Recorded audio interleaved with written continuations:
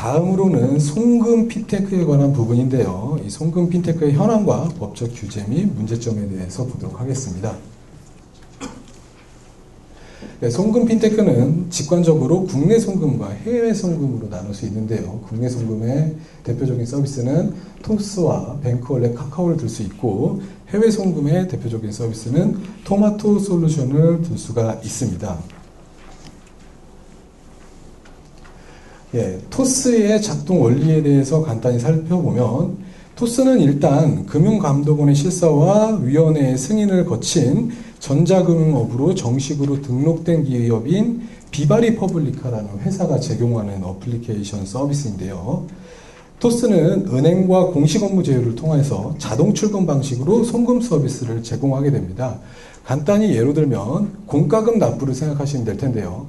은행에 내 계좌에서 공과금을 납부해 주세요 라는 의뢰를 하게 되면 내 계좌에서 정부의 계좌로 돈을 이체하는 그 방식을 생각하시면 이해하시기가 좀 편하실 걸로 생각이 듭니다. 그렇기 때문에 계좌의 주인이 지정된 방법으로 자동 출금에 동의하고 나면 이후에는 별도의 로그인 없이 비밀번호 또는 지문 입력 방식으로만 송금이 가능하게 되고요.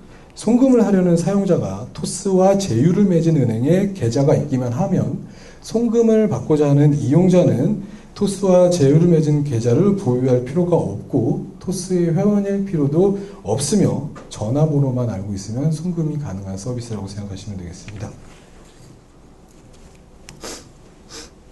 다음으로 국내 송금 서비스는 뱅크월렛 카카오를 이제 들 수 있는데요. 뱅크월렛 카카오는 사용자가 뱅크월렛 카카오라는 전자지급 서비스에 가입하여 현금을 충전한 후 역시 서비스 가입자인 상대방에게 간편 이체할 수 있는 구조로 되어 있습니다. 그러나 실제로 이체 업무를 담당하고 있는 것은 뱅크월렛 카카오가 제휴를 맺은 금융결제업 및 18개의 은행이고, 뱅크월렛 카카오는 전자지갑 서비스 플랫폼을 제공하는 사업자라고 생각하시면 되겠습니다.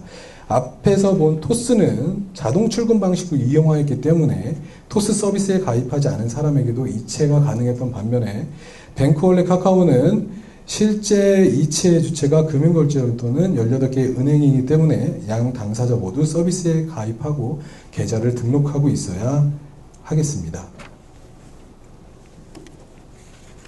이상의 국내 송금과 관련해서는 앞서 결제 부분에서 말씀드린 규제 문제가 공통적으로 적용이 됩니다.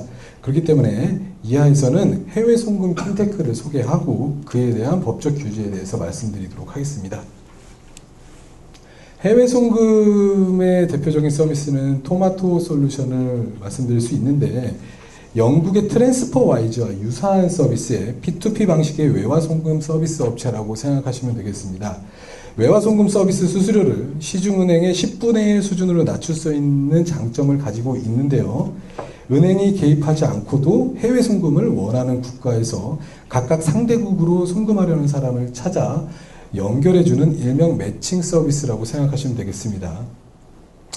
보다 구체적으로 말씀을 드리면 A 국가의 회원 1이 B 국가의 회원 2에게 금원을 송금하길 원하고, B 국가의 회원 4가 A 국가의 회원 3에게 금원을 송금하기를 원할 때 A 국가에 있는 회원 1이 송금한 금원을 회원 3에게 이제 전해주고요.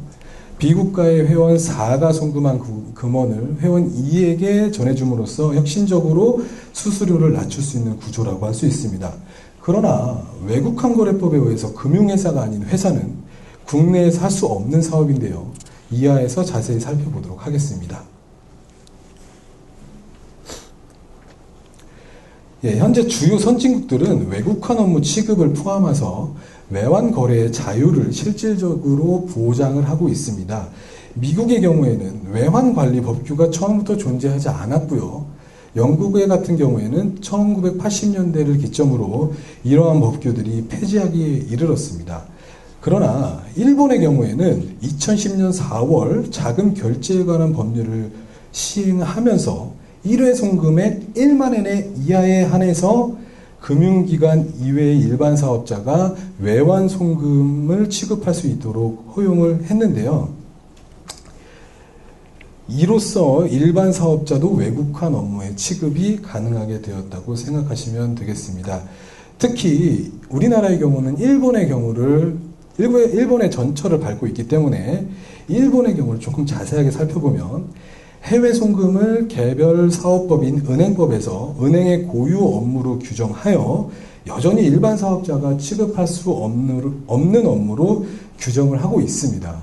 그로 인해서 해외 송금업이 음성화되는 부작용이 발생을 하자 이를 양성화할 목적으로 자금 이동업 제도를 규정을 하고 자금 결제에 관한 법률을 2010년 4월 시행함으로써 은행법에 대한 예외로서 금융기관 이외의 일반 사업자의 해외 송금업이 가능하게 되었다고 생각하시면 되겠습니다.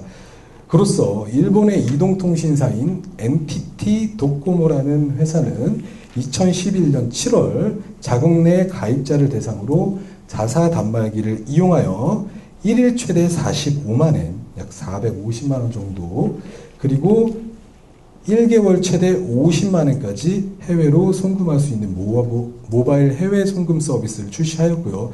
이게 일본의 최초 해외 송금 서비스라고 생각하시면 되겠습니다. 물론 비금융기관인 이동통신사가 제공하는 최초의 해외 송금 서비스라고 생각하시면 되겠습니다.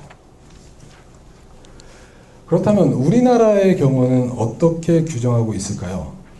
외국환거래법 제8조 1항은 자본시설 전문 인력을 갖추어 기획재정부에 등록하도록 규정하고 있고요.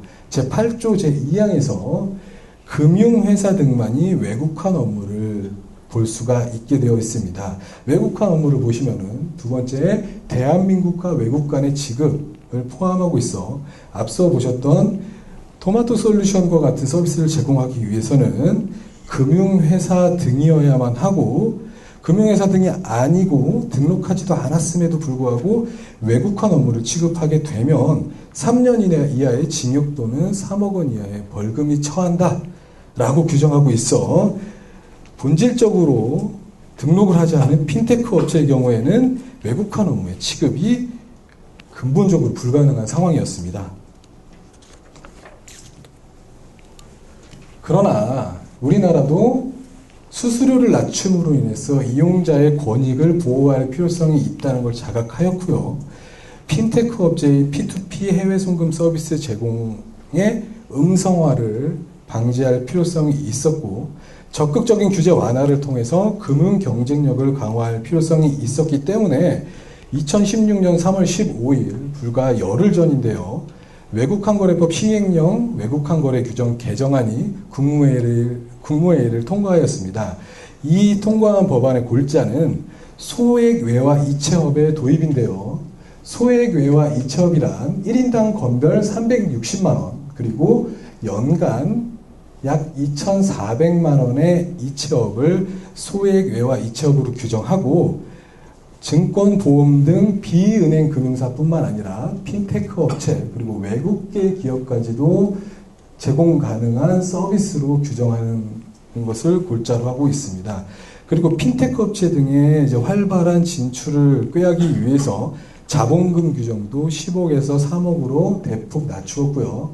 반면에 하루 이체한도 금액의 2배 이상 범위 내에서 이행보증금을 공탁하게 하고 있어 이용자의 보호를 동시에 꾀하고 있습니다. 이것은 일본과 같이 소액 외화 이체에 한해서 외국환 업무를 예외적으로 허용하는 것이라고 할 수 있습니다. 이로써 외화 이체와 관련한 핀테크 산업이 발달하고 소액 외화 송금이 양성화될 것으로 기대되고 있습니다.